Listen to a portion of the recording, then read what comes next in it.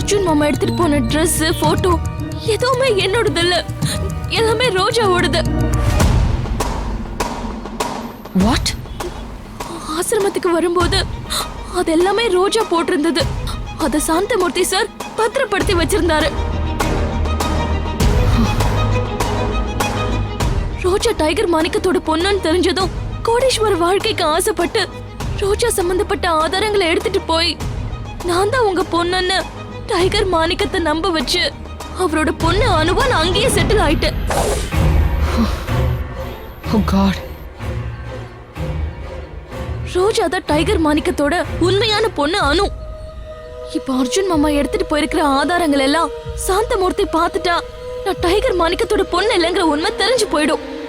அதுக்கப்புறம் என்ன நடக்குங்கிறத என்னால கற்பனை கூட பண்ணி பார்க்க முடியல. ப்ளீஸ் சாக்ஷி, ஏதாவது பண்ணு சாக்ஷி.